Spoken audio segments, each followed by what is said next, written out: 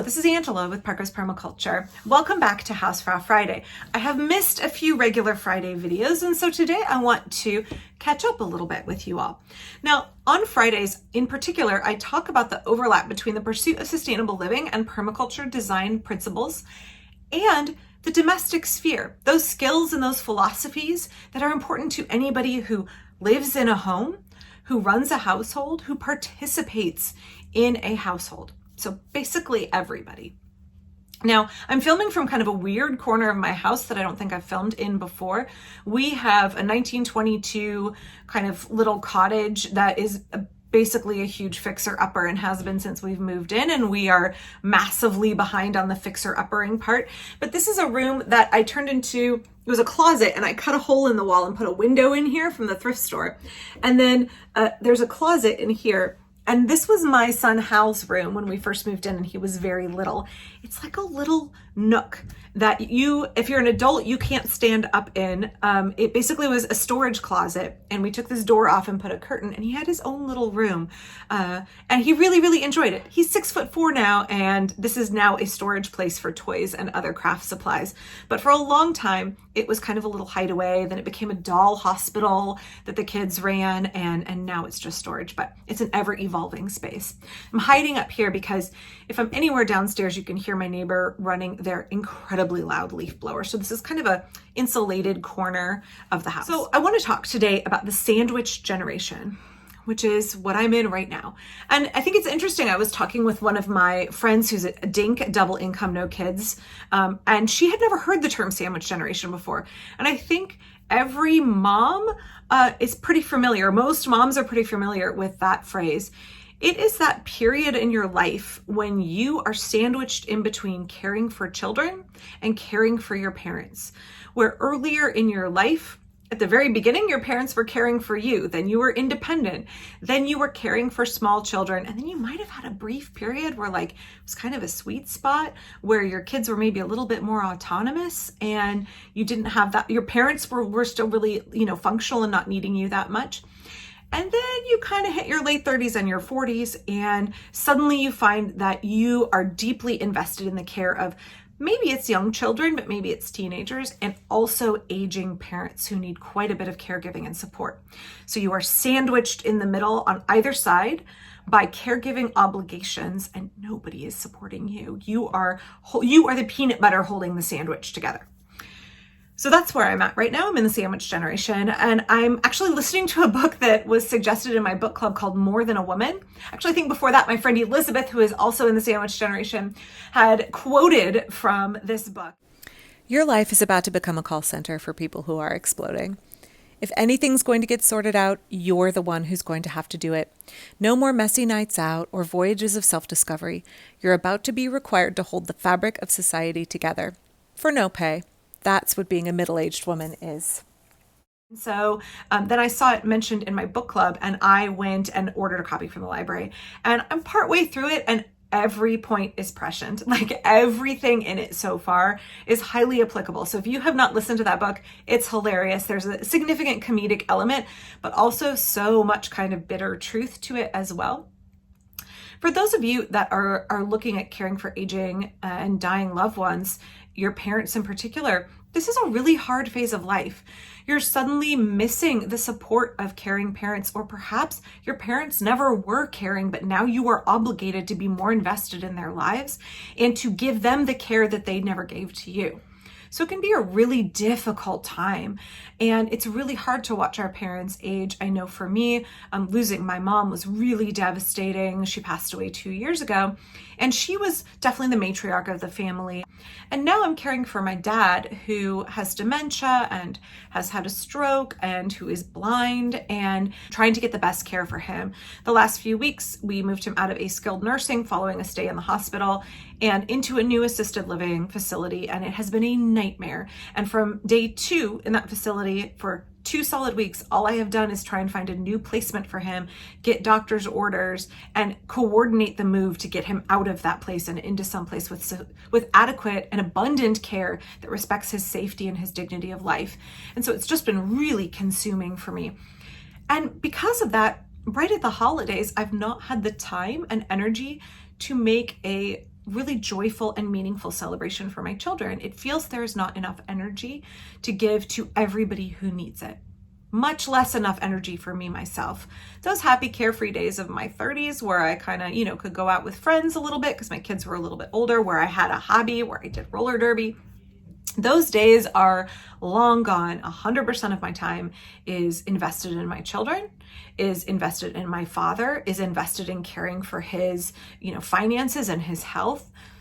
And it's a very, very different season of life. There is no time for self-care. I hope I get enough sleep and I don't have a round of insomnia at 2 a.m. that wrecks any pitiful hours of sleep I can accumulate. So for those of you that are in the sandwich generation, I want to encourage you to try and find those moments in between the hustle and bustle, in between feeling frustrated with our failing healthcare system that is failing our elders and also maybe failing our children, feeling stretched thin with the difficulties of managing an aging parent and seeing that dynamic kind of shift where you now have to be in charge of your parent and they may not take it so well, and it may also be really hard for you. And it dredges up all of these emotions. Raising teenagers dredges up all of these emotions from your own childhood and makes you look at trauma from your own childhood. Not just parenting trauma, but also the trauma of being a teenager, particularly in America and one who was in public school. And at the same time, you're having all of this trauma dredged up from your relationship with your parent or parents. And so it's so much to process, and you don't really have time to invest in yourself and your own psychological welfare, your own emotional welfare, and take the time to process and work through all of those things. It's a very challenging time. For me, I have found the best thing to do is to focus on those moments when I am, dealing with my father or dealing with my kids, or perhaps sorting through possessions from my parents' house as we're working on cleaning it out and looking through pictures and documents. Finding those moments that are really meaningful, that give me a renewed sense of possibility, any measure of comfort, and I really cling to those. I've taken to taking photographs. I've taken to writing down memories that are good, or if I come across an object that brings up a memory from my childhood that's really pleasant, I make sure that I take photos. And so I encourage you in the midst of all of this, I know it's really hard to find those moments to stop and breathe and to be present in the moment. But when you can find those little elements, maybe it's just a remark that your parent made that kind of came out of the blue and was really heartwarming. Or maybe it's something where you learn something new about your parent by going through their possessions in order to store them or get rid of them or inherit them. And you learn some new angle and your parent becomes even more human to you and more of a unique person, and you gain a greater understanding of them. All of those things have made it easier to bear the season of life for me. And this past week, one of the things I had to do is that my dad, every year since I was 19, when I learned how to knit, I'm 43 now, my dad requested a pair of hand knitted socks for Christmas. And I would knit him a pair every single year. Several of those pairs wore out. He was really big into wearing Birkenstocks and really bright colored hand knitted socks. And so I would knit him a pair every year. That's all he wanted. He wore them. He loved them. My relationship with my father was very complicated, is very complicated still. But that was one element where I knew I met a need, and I knew that he was deeply grateful and appreciative of me and of my skills. And so I always enjoyed making socks for him. He now can no longer wear those socks. He can't wear the same shoes. He has to wear a different kind of shoe, and he has to wear kind of a thin athletic sock. And so he gave me all of the hand knitted socks I have made him over the years that are still in good shape. I wanted to show you some of them today in this video. And I want to express how deeply bittersweet that was, because I could look through every pair of socks and remember the time in my life in which I knitted them.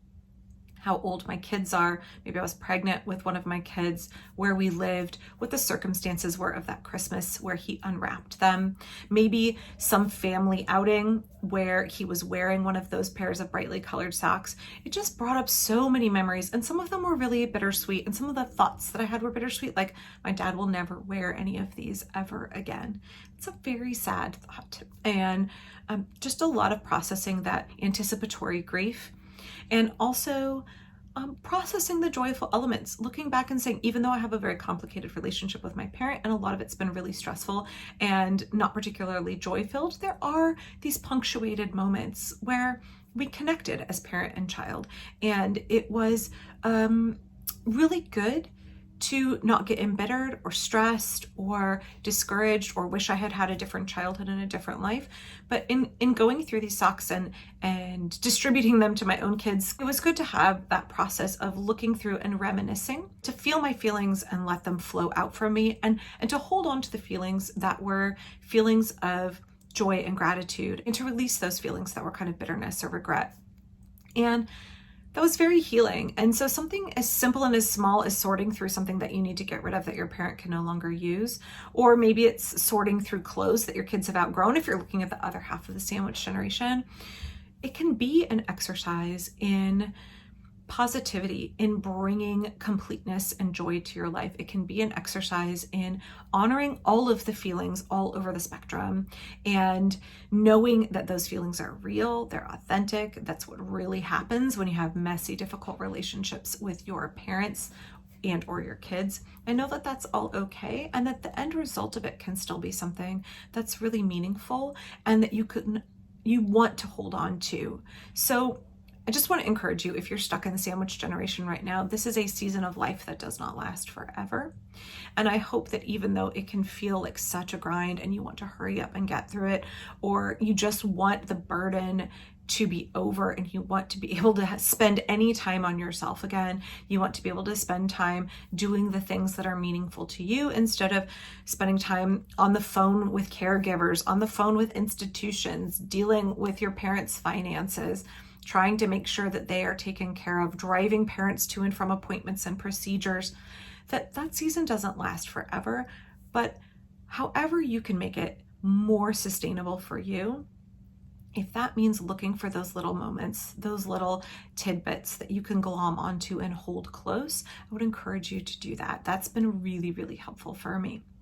So I've gotten a little rambly here. I hope you enjoyed this Hausfrau Friday video. I will be back to more skill-based videos next week. Actually, a skill-based video yesterday that I put out that could have gone either on a Hausfrau Friday or on a regular weekly video. So I hope you'll go and watch that. And I will be back very soon for my permaculture garden. I have a lot coming up on everything from how to best order from Chip Drop to my eldest kid's reaction after eating the turkeys that we raised this year, to some strategies for going into the year and facing a new year, a new season, a new opportunity in your permaculture garden. So thanks again for watching. Please be sure to check out my Patreon down below. That's a great way you can support the work of this channel, and I'll be back really soon. Thanks.